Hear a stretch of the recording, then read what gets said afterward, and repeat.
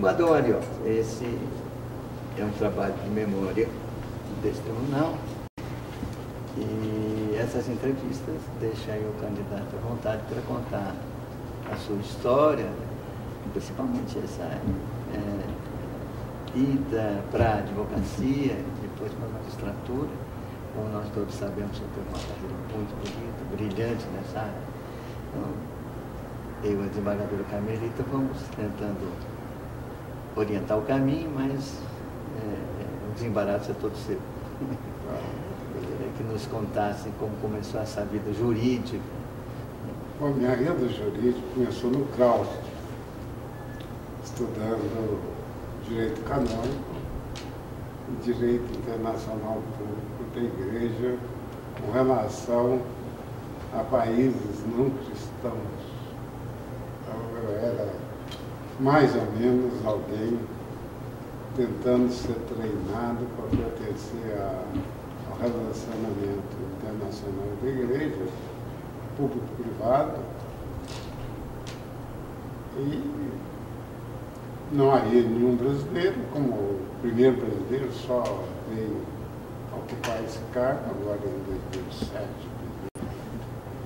500 anos no Brasil, nunca um brasileiro pertenceu aos quadros do relacionamento internacional da Igreja. Então, mas era obrigado a saber o direito canônico e o direito internacional público, por sinal os livros eram os mesmos que se usam nas faculdades de Direito do Brasil, sobretudo a USP e a UFMG.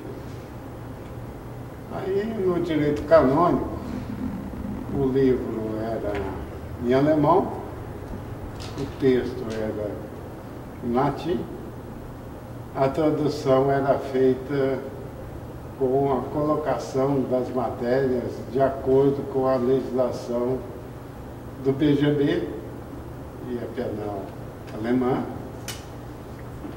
que, por sinal, quem traduziu colocou a legislação brasileira.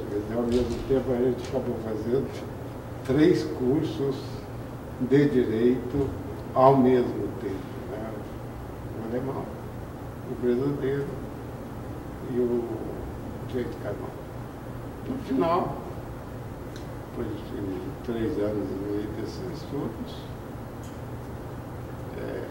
eu resolvi fazer um concurso para professor de Direito Usual e Legislação Aplicada, porque tinha todas essas matérias. Consegui ser professor no IMACO. IMACO é o Instituto de Referência de Belo Horizonte, de Ciências Contábeis, em 1969. Eu não estava formado ainda em Direito nas escolas brasileiras. E foi assim que eu comecei a trabalhar. E como a legislação trabalhista da época, 62, 63, permitia qualquer pessoa advogar na Justiça do Trabalho, e a Justiça do Trabalho era praticamente inexistente, o juiz de direito tinha competência trabalhista. Então, muitas ações trabalhistas a gente foi levado a redigir, a negociar, etc., em Mariana, em Ouro Preto, e assim por diante. E valeu a pena como experiência. Então, para mim, o direito era mais um direito em relação ao povo trabalhista. Em relação aos bens, que é o direito civil, então eu tinha um vasto conhecimento da parte barroca do Estado de Minas Gerais, e havia aquela questão de herança. Então eu fiquei quase que um especialista em herança que o povo doava para as obras sociais de algumas igrejas, imensidões, fazendas, cidades inteiras, etc. E eu fui estudar, então, direito processual de uso campeão, baseado no direito alemão. que deu origem ao Código de 16 do Brasil, que ficou 20 anos discutindo no Congresso. Sabia historinhas de como o Código Civil foi feito. E eu até alertei as igrejas de Pouso Alegre, Teotônio e Mariana, que com a separação da igreja e Estado, eu não tinha aquele privilégio que tinha o imperador de prescrição de 40 anos, que alguém entrava lavado de comum. O cidadão doava o terreno, mas a igreja não podia impedir que alguém construísse em cima desse terreno. Portanto, era um loteamento sui generis na época, e acabaram perdendo quase todas essas propriedades. Eu mesmo, como juiz em Minas, eu fiz uso campeão para 6 igrejas, né, porque estava lá bicentenário, centenárias, e eu que dei o documento para não pode ficar sentado no nosso sistema registrado que não deu. E aí eu comecei a estudar a Torre do Tom, né, Torre da Ajuda de Portugal, que as Seis Marias, que eram todas aquelas situações, quase que segundo os que advogaram comigo, acharam que eu era um expert em Torre da Ajuda de Portugal, mas não era. Foi mais uma necessidade, porque o Estado de Minas era uma província que virou Estado. E, portanto, todas as terras eram públicas. E havia muita maneira de se contornar isso, e o governo mineiro começou a doar imensidões sobre terra que hoje o povo chama de quilombolas, para essas grandes instituições. E me mandava o exército para eu colocar esse povo na rua, e eu não coloquei lá. Hoje o povo nem sabe que lá eles estão, porque em 76, 77, fui lá, passei eu. E como era o único juiz no Norte de Minas, eu estava lá também.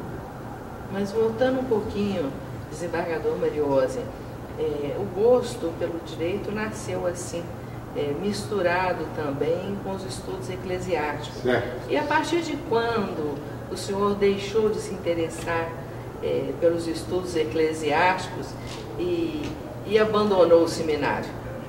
Bom, eu não abandonei o seminário. Eu fui mandado embora por causa das minhas ideias.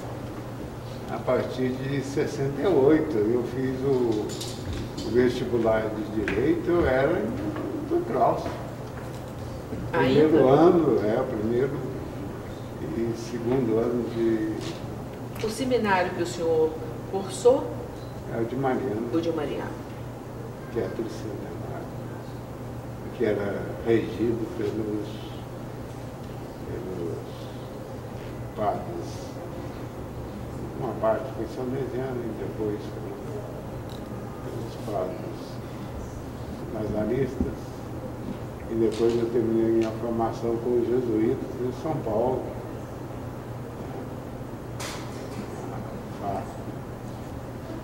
Que era a primeira faculdade das Américas, cercada de biblioteca por todos os lados. A faculdade de Direito, então, o senhor fez em Belo Horizonte? Não, fiz em Pouso Alegre. Fez em Pouso Alegre.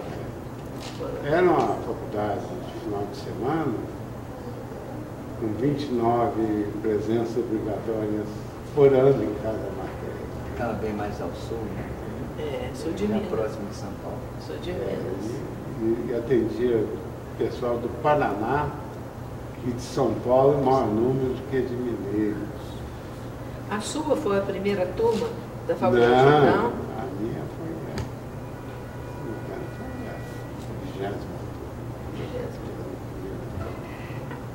Mas valeu a pena, porque os livros que eram adotados na faculdade eu já tinha estudado no internato. todos eles, tanto os constitucionais, né, que eram todos de língua germânica, né, como os penais, que a gente estudava via direito penal italiano, e foi por aí. A graduação ocorreu Em 1970. em 1970. E aí, Essa advocacia trabalhista, aí essa eu fui na luta advocacia inicial, trabalhista e civil na Ocorreu- região do sul de Minas. na região do sul de Minas Eu também. tenho ações de Itajubá, Pouso Alegre, Caldas, Santa Rita de Caldas, Santa Rita do Sapucaí, Poços de Caldas, né, a gente jogou para esses lugares todos, e São Paulo, capital, que a gente fazia os leilões, geralmente lá na João Mendes, né, São Paulo. E aí eu fiz especialização em Direito Penal na PUC, de São Paulo. Descobri, como advogado, eu entrei numa área que era mais ou menos administrativa. E eu defendi o candidato do MDB e acabei ficando preso com ele. Que candidato foi esse, desembargador? Era um candidato de consolação. Ele ficou preso 120 dias. Eu fiquei preso 18 anos. E naquele tempo eu acreditava na carteira de advogado, que dizia que você podia ficar em pé, sentado, entrar e sair, aquela coisa toda. E me deixaram numa sala lá, sem nada, sem cadeira, mas eu nunca tive preconceito de nada, eu também me chamei, sabe? Não levaram nem água para eu beber em 18 anos, não levaram. Depois, o pessoal da OAB foi lá em casa saber por que eu estava preso, se movimentaram, e o pessoal da OAB de São Paulo também se movimentou. E aí o brilhante foi a gente para fora da expedição Gonçalo de Sapucaí. Tempos difíceis.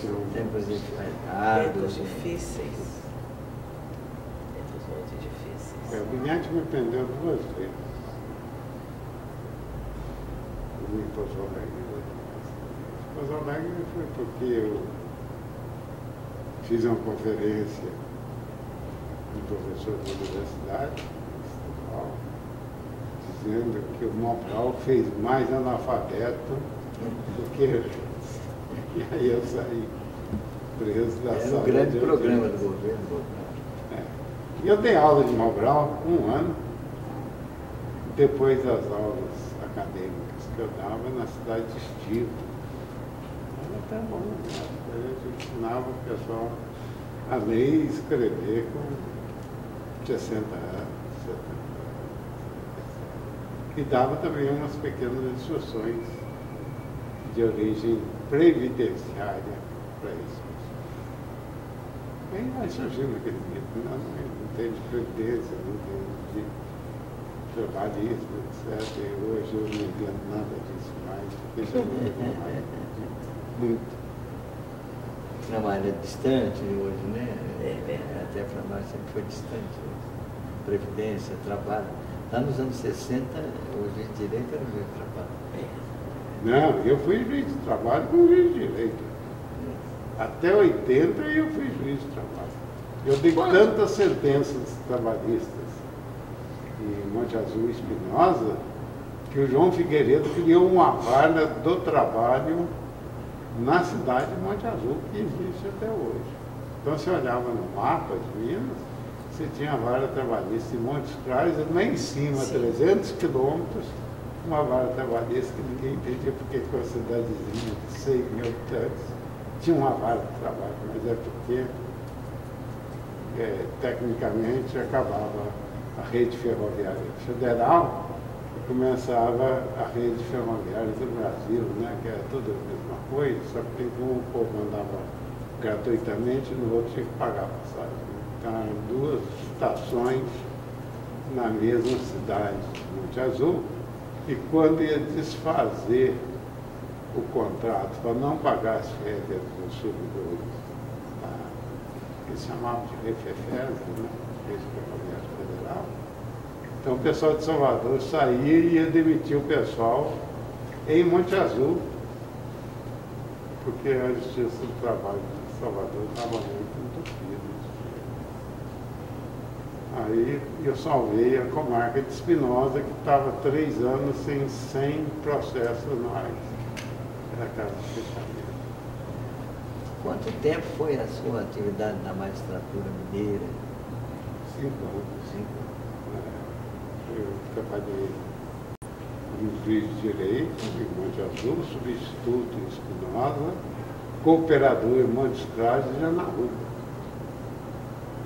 E com essa vontade de lutar, essa força tão grande que eclodiu cedo assim, por que resolveu largar a advocacia e assumir a toga? Não, aí também já vira.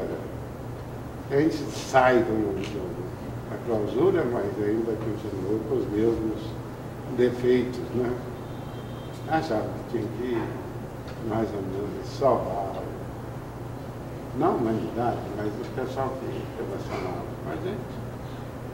E, evidentemente, eu até dizia, né, se eu acreditasse na justiça, eu não seria juiz, eu seria advogado.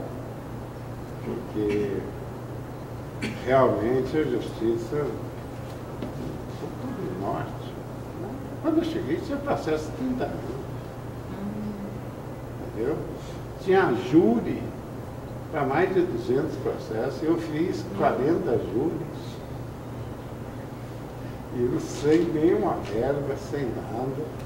E aí o povo começa, apesar de gente ser de uma região diferente, né?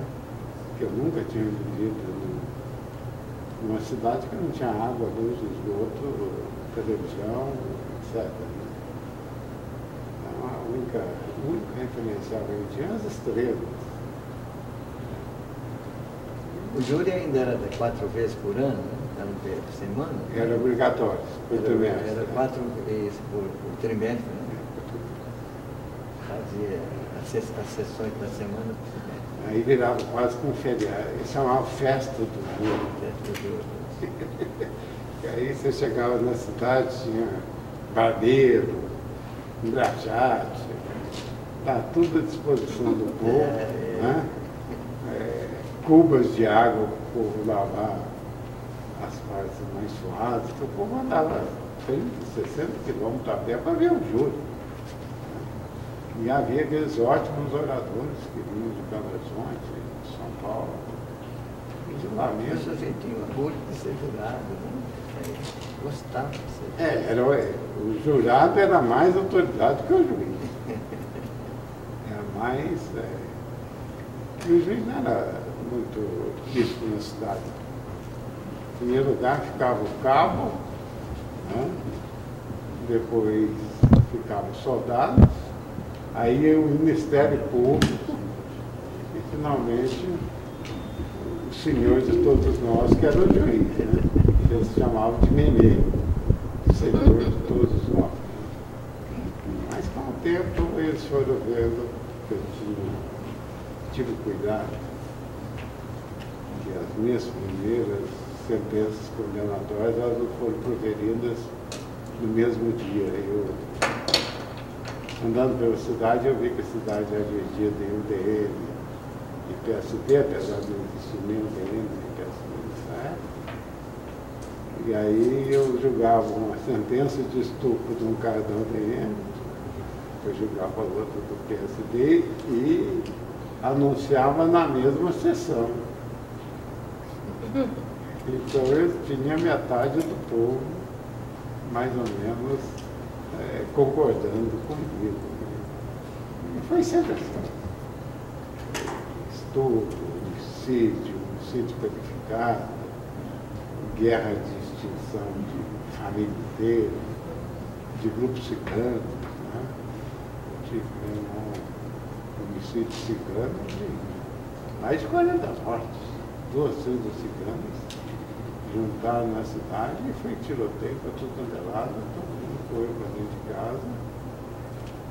E aí a consequência da tribo cigana, né? Que as mulheres e crianças passam tudo para a tribo vencedora. Foi quando eu fiquei sabendo que havia ciganos que falavam origem latina e o cigano que falava origem árabe. Eles eram chamados então de calicalona do jeito, mas eles não se entendiam na língua. Foi um absurdo. A polícia foi lá para tentar resolver e estava não encontrando ninguém, porque saíam matando mesmo e matavam com Janaúba, com Marcos Cordeirinho, de Monte Azul, de Manga, e assim, matavam mesmo, e era assim. Como é que caminhando, né?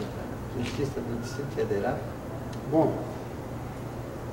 no Distrito Federal eu cheguei meio por acaso, né? Porque eu tinha dado uma sentença em Minas contra o Estado de Minas Gerais, a favor do povo que estava lá. Hoje que não dá. E aí me chamaram a Belo Horizonte. Como é que você dá uma sentença contra o Estado de Minas Gerais se é o Estado que paga o Poder Judiciário? E seu castigo vai ser ficar pelo menos 10 anos vitalício lá, porque já que você tem ansiedade. Está no momento de sair. Na hora de ir embora. Fiz uma inscrição aqui sem que ele soubesse. Fiz um júri antes, porque se fazendo júri você tinha uma semana depois para compensar todo mundo, já que isso já era costume. Passei no concurso aqui. O engraçado é que eu não fui intimado para vir tomar posse, para vir trabalhar. Aí alguém daqui falou, não, esse juiz aí é um juiz que resolveu um problema lá, Amador de Marques e tal, etc. Vamos falar via polícia, que ele tem que estar aqui em Brasília, senão ele vai perder esse concurso e ele está pisando. Eu não sabia. E avisaram realmente lá de Janaúba. Aí a prefeitura de Janaúba pagou a gasolina do Jeep da polícia e eles foram me levar a notícia que eu estava chamado e ficou esperando ali uns 10 minutos, porque eu lá para a Marinha James Bond, né? Pulei no Jeep e vim de Montes Claros, eu viajei a noite inteira para cá. Cheguei 2 horas antes, né? Nossa Senhora. Mas até esse concurso, a prova oral aqui era tida como classificatória. No meu concurso em diante, ela passou a ser eliminatória. E eu não sabia disso. Então eu ainda brinquei na hora de ser interrogado. Os eliminatórios. Ainda se lembra da banca? Sim. Era ser de que área, né? Foi nossa também. Zé Almeida Coelho, Gilberto Louro de Mar, Eládio. Eládio até me fez uma pergunta. Você e um de muitos casos que acertaram a resposta do direito comercial. Você estudou mesmo direito comercial? Eu falei, nossa, eu respondi de acordo com o direito canônico. Porque realmente eu não conhecia aquilo que foi colocado. E aí Mas como é que você sabe dessas coisas? Eu, ó, a gente lê por aí e acaba aprendendo. Vai guardando aqui, ali. Tá. E quanto tempo você está em Minas? Está 5 anos. Então estava.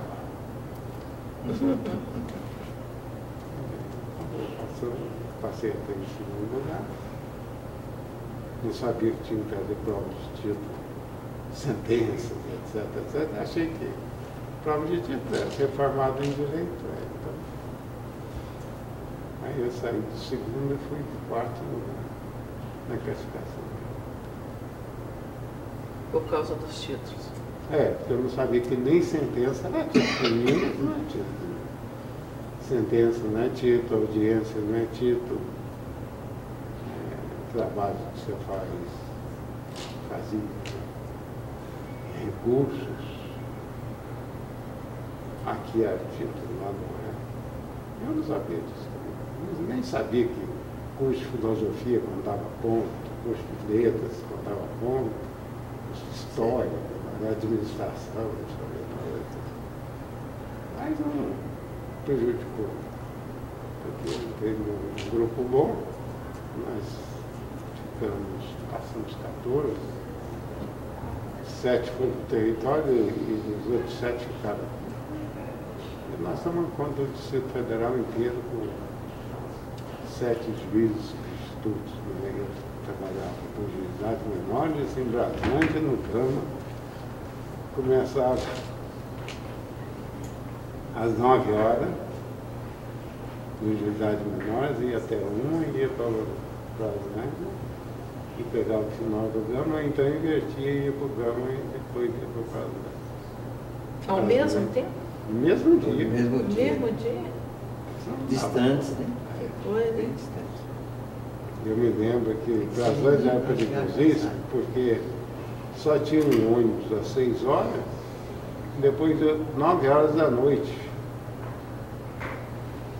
E quando eu atrasava as audiências, eu fazia tudo para não atrasar, porque o pouco só dava de ônibus.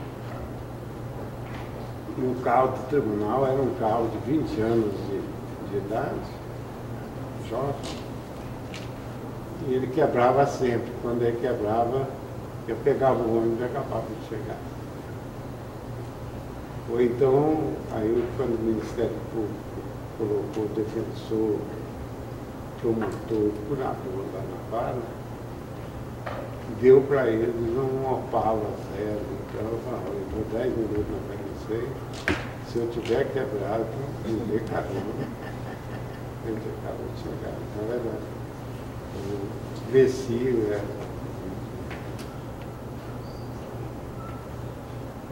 de Belém. Os grandes amigos que a gente fez lá.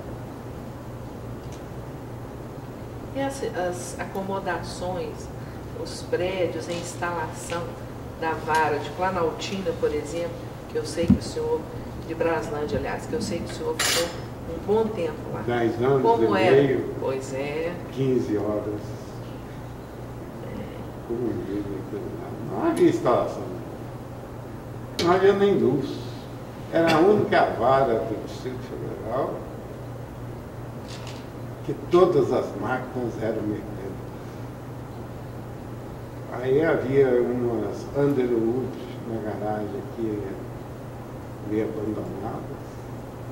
Eu peguei 3 e levei para o Braslândia.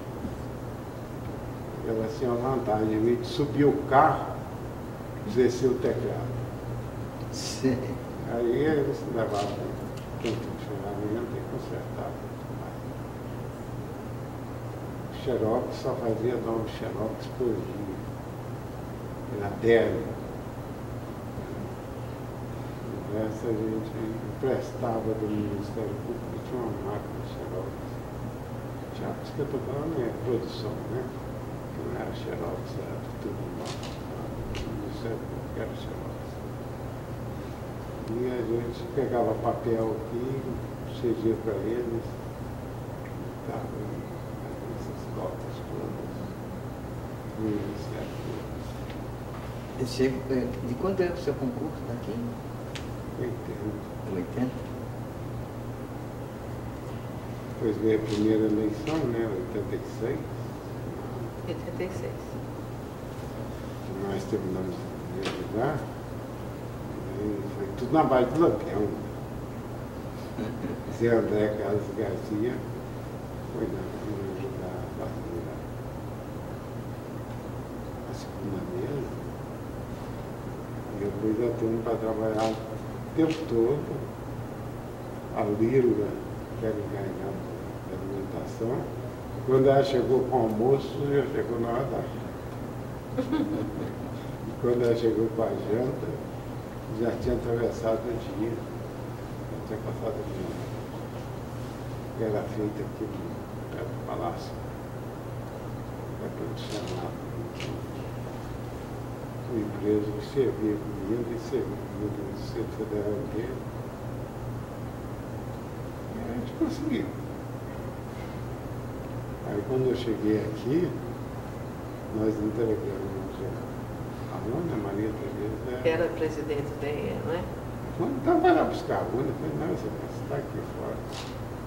Aí que eu preciso pegar os carrinhos da Refúgio para colocar as urnas, para poder recolher. Não tinha nem prensa aqui para poder. Aguarda um pouquinho para bater fotografia dessa primeira entrega e mais uma daquele momento. Isso, no Mané Garrincha. Trabalhei eu também Aí na ele apuração. colocou lá para eu ajudar a apuração. Daqui durou 5 dias. 5 dias. 5 dias. E 9 dias para dar o resultado. Mais 4. Eu não sei quantos juízes trabalhando imediatamente eu coordenei igual tinha feito em Brasília, igual tinha feito em Minas. Né?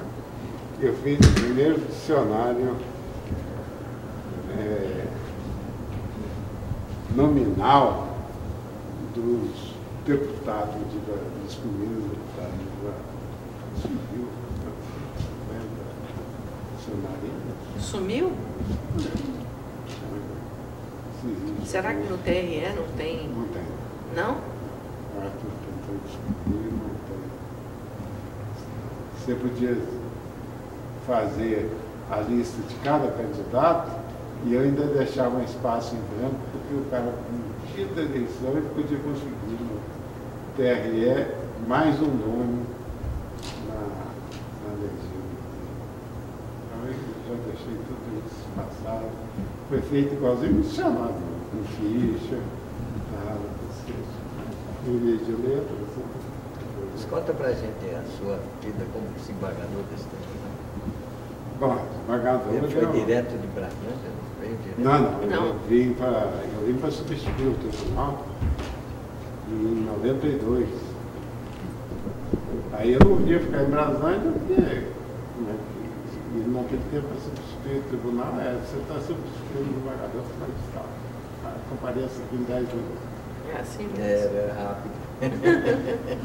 Eu já tinha saído até dos juizados menores assim, para substituir aqui, quando não havendo substituição no tribunal, era por sorteio entre os juízes, se escolhia um juiz para compor uma turma.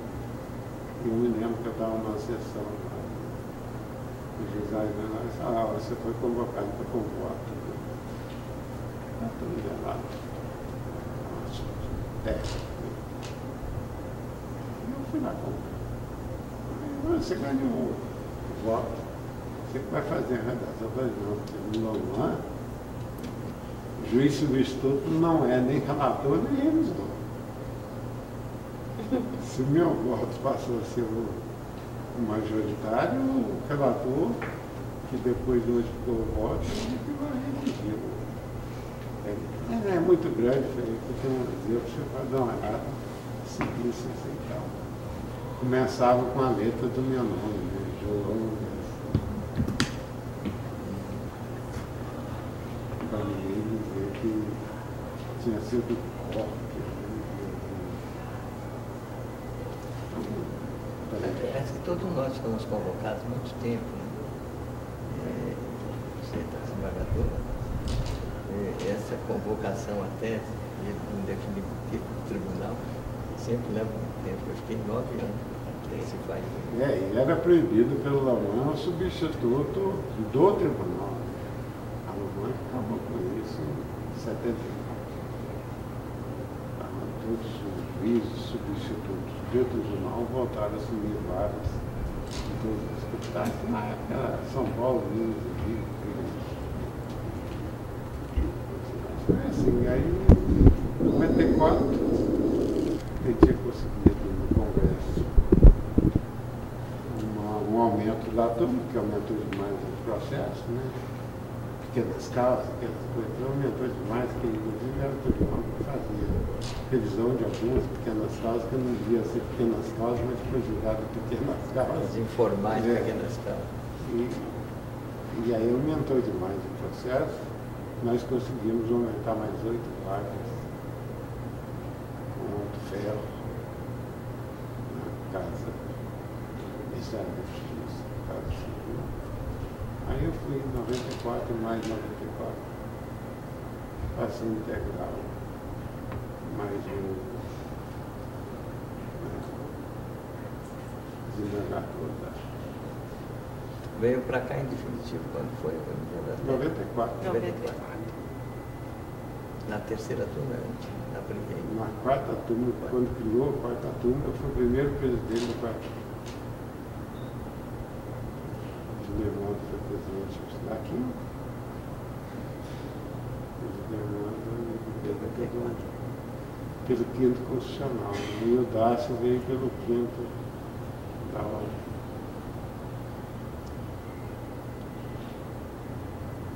Mas valeu a pena a experiência.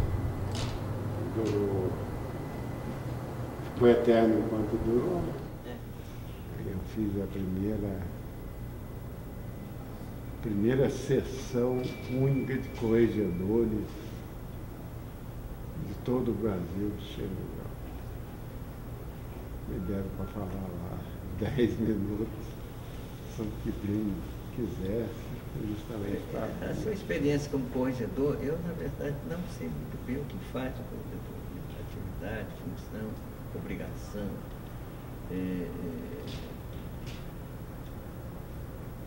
Na verdade, cuida de toda a parte administrativa do funcionário. Antigamente era, e hoje alguma coisa da corregedoria passou para a segunda vice, né?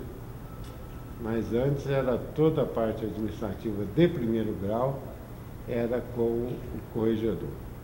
Então você tinha que ter um conhecimento bom e os assessores também bons, e eles não podiam perder a função judicante. E eu tive aí os grandes colaboradores que me ajudaram a carregar a corregedoria daqui. Tivemos a oportunidade de ser até secretário dos corregedores do Brasil. E fizemos várias propostas de emenda à lei, o projeto de lei que hoje corre aí como futura lei de organização judiciária nacional.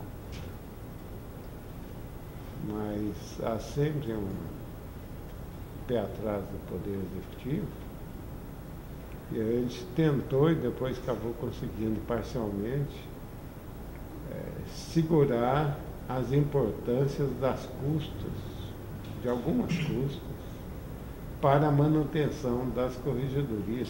Só 2 corregedorias do país eram autônomas no orçamento, né?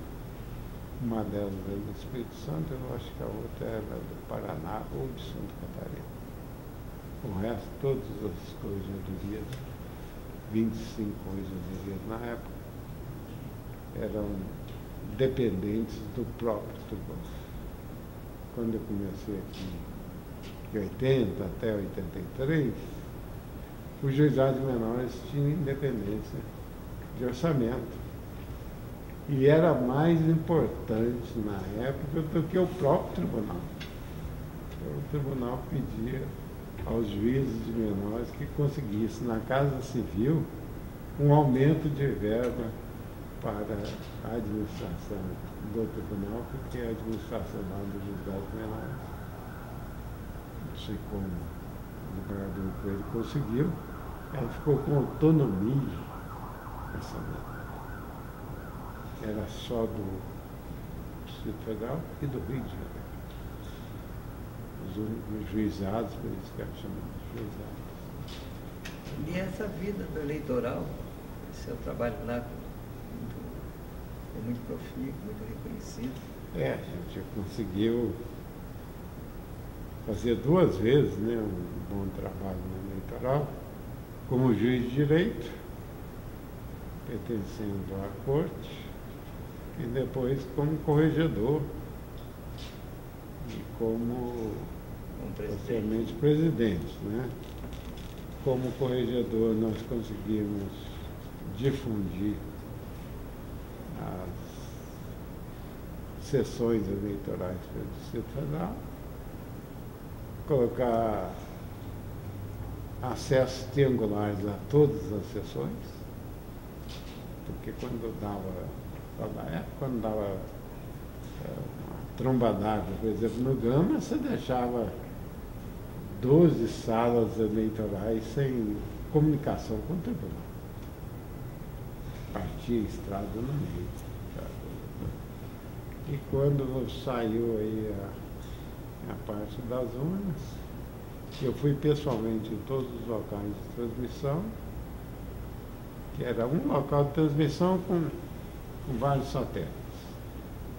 Me custou tão pouco, naquela época que eu cheguei, fazer uma transmissão, então eu colocava a transmissão, se possível, em cada uma das salas, que é mais fácil, que aí você tinha que fazer o triângulo, né? Vai ali, se ali não der, você volta no outro, fica mais fácil de transmitir. Você vê que a eleição de 2010, nós terminamos por volta das 7h15 e só foi encerrar às 8h04, porque o do Gama segurou esse tempo todo, que tinha um micro-ônibus que não passava por causa da chuva. Então, você tinha que trazer o A presidência do senhor no TRE foi que período? Foi 1910, 1912. 1910, 1912. A gente pegou 2 vezes o primeiro lugar do país no encerramento das eleições de 2010. Né? Pegamos no primeiro turno, o Brasil já tinha pego da outra vez como desembargador autónomo. A gente manteve. E no segundo turno nós chegamos primeiro. Então foi a primeira vez, em primeiro lugar do Brasil, na apuração do envio ao TSE da eleição. Agora, ontem eu fiquei sabendo que o Mato Grosso, que sempre brigou também para eficiência, conseguiu mandar o encerramento da eleição a 700. Mas também brigaram para ter uma transmissão em cada. Sim, mas a gente usou bastante. Me impressionou esse ano essa mensagem da própria sessão. Que antes tinha o presidente tinha que trazer urna. Não, isso já tinha acabado antes do desembargador. Você tinha que entregar as urnas, etc, que é uma coisa, e outra é a transmissão. Tanto é que aqui em 2010, a gente colocou 4 motoboys. Se os ônibus não dessem para vir com a fiscalização junto, para ir até o posto para transmitir, os motoboys viriam. Né? Então viria um motoboy com pendrive e na garupa podia vir 3 fiscais. Havia de ter graça. 3 fiscais na garupa. Isso sim. Não é? A eficiência da fiscalização. E conta pra gente agora a sua presidência aqui desse tribunal. Bom, a presidência aqui foi uma presidência de meses, né? Foi pouco, né? Mas... Foram 11 meses. Mas a gente conseguiu manter um diálogo bom com o Executivo e conseguiu também um bom relacionamento com a magistratura de primeiro grau e mais com os tribunais superiores. Então nós conseguimos melhorar a questão da mediação, tá? Que estava caminhando para ser mais uma conformação do que uma verdadeira justiça. Você fazia o acordo porque era mais fácil fazer o acordo do que buscar um outro relacionamento. A gente tentou modificar isso, acabou modificando e introduzimos a mediação também e a conciliação nos processos que já estavam pré-determinados para os tribunais superiores. Foi a primeira vez no Brasil que se conseguiu isso, o atual vice-presidente. O Moody Leôncio conseguiu 600 acordos já em nível de STJ, recursos especiais, e terminar aqui, porque geralmente quem é o maior demandista é o poder executivo. Né? Infelizmente, ele não tem multa, ele não tem custo, ele não tem nada e tem interesse em bloquear o... porque o Estado não tem idade, né? O Estado só começa quando termina sendo cassado. E conseguimos esses aspectos todos. E eu acredito, porque era mais ou menos uma transição longa de 11 meses, né? Eu mantive o que eu entendia que era bom da outra, que era bom para a continuidade da outra administração e consegui realmente segurar um pouco o ímpeto do Estado de tomar a remuneração dos servidores. Não foi assim. Participei da primeira equipe que trabalhou na Previdência Social do Judiciário. Tivemos 3 reuniões e eu ainda fiz a advertência que a nova Previdência dentro do Poder Judiciário seria um desgaste, um perigo, que ela só vai dar efeitos daí 35, 40 anos. Isso não tem garantia nenhuma de que essa contribuição ao longo desse tempo vai te dar algum benefício, a não ser o limite da conta do governo no INSS, que não tem correção monetária nem nada, né? Ele só tem a certeza do salário mínimo. Então, infelizmente, nós tivemos até juízes, um juiz específico, que tomou posse num dia, às 8 horas da noite, e no outro dia, às 10 horas da manhã, já tinha pedido a exoneração e foi para o Congresso Nacional, onde realmente o Poder Previdenciário anunciava melhores condições. Isso realmente é um perigo. Ou é um desastre, né? Porque a Previdência do Brasil não é deficitária, ela é mal administrada. Até que fez o aterro do Flamengo, fez o Distrito Federal, fez a Perimetral Norte, tudo com dinheiro do INSS, sem nem pagar o valor histórico do que foi tomado. Essa é uma realidade que poucos políticos dizem e não sei como vai conseguir repor isso ao INSS. A eficiência da cobrança é muito grande, mas a ineficiência dos efeitos previdenciários é um pouquinho maior. Mas ainda uma palavra, desembargador Mariozzi, sobre a sua luta na Constituinte, que resultou na Constituição de 88, em várias oportunidades, em vários julgados, em várias manifestações, nós ouvimos notícias sobre esse trabalho. Nos fale um pouco sobre isso.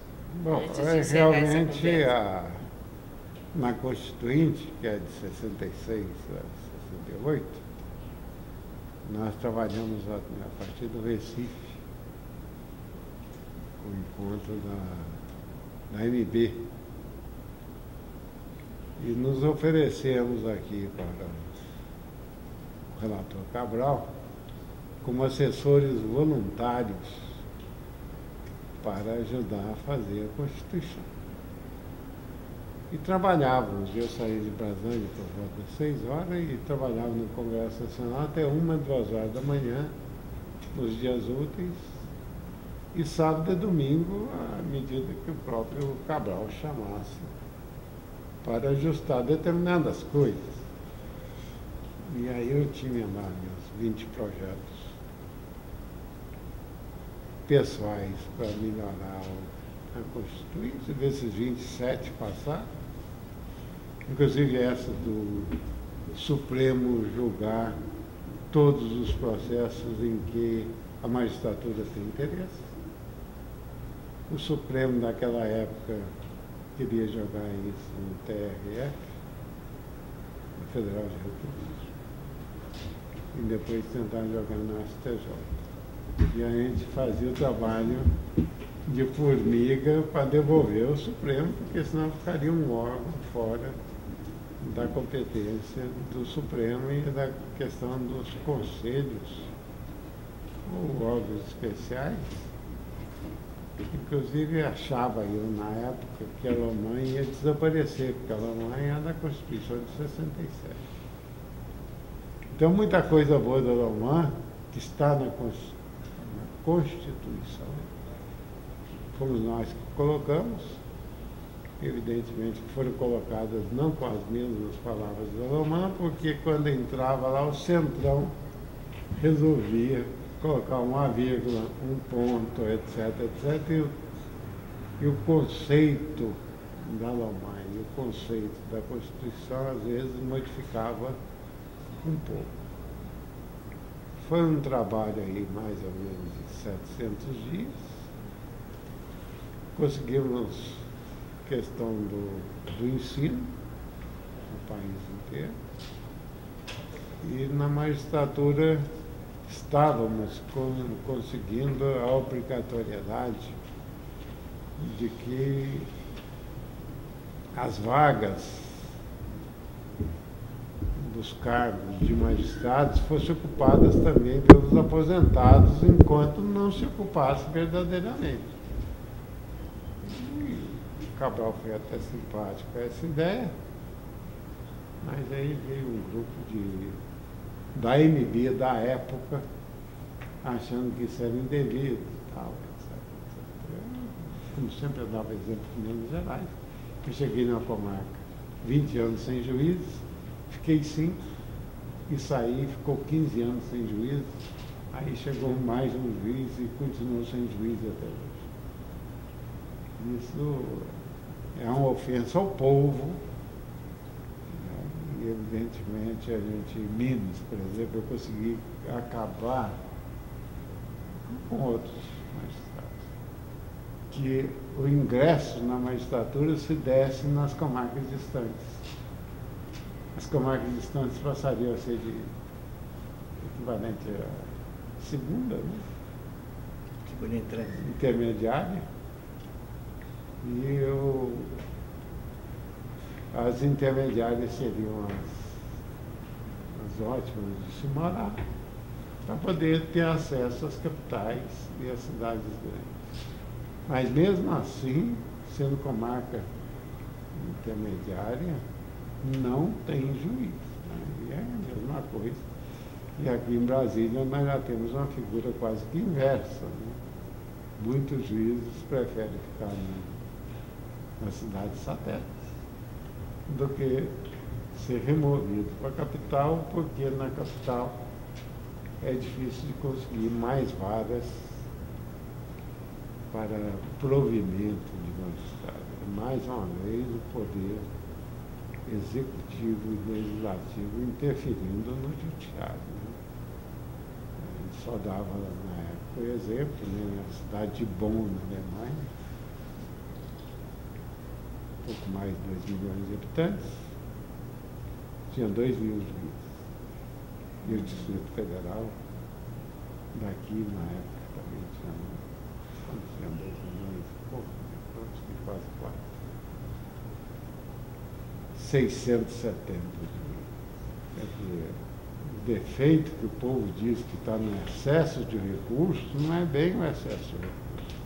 É falta de jogador no primeiro ano. Porque se tiver o número certo, por número de habitantes, de juízes, e tendo um determinado número de juízes, você tem as câmaras seccionais, como já outros estados, e só daí que vai para o tribunal, evidentemente que você está melhorando a justiça. Por enquanto, a justiça está mais ou menos no ar, né? De filibata. O que se tem mesmo hoje é o direito. A justiça é apenas um farol, uma busca.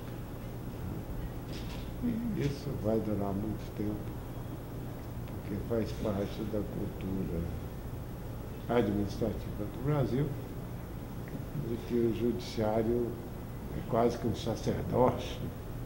O sujeito se dedica ali porque gosta, etc. Eu sempre falo. Eu acho que o juiz não tem que ter vocação para nada. O juiz é uma opção de vida. Se tiver vocação, ótimo.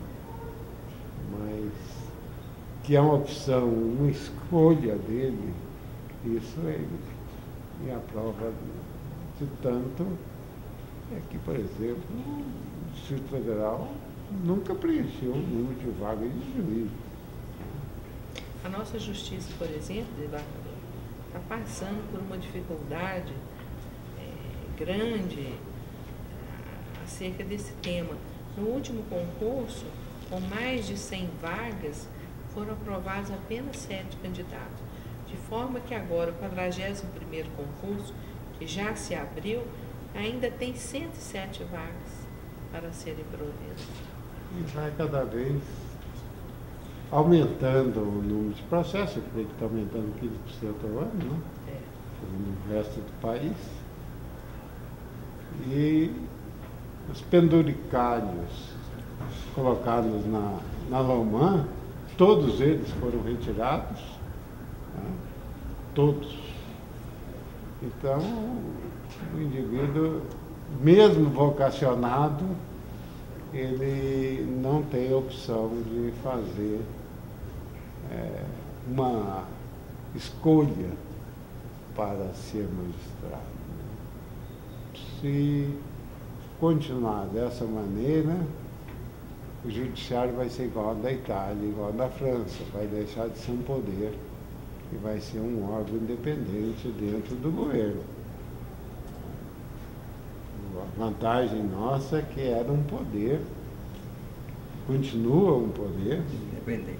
mas agora ele está bem fragilizado justamente nesses aspectos. Né?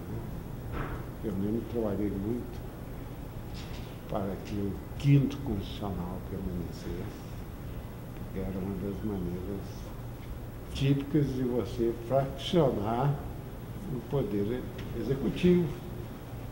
Porque se ele consegue colocar aqui 20% de magistrados dele, evidentemente que ele tem que dar um nível melhor.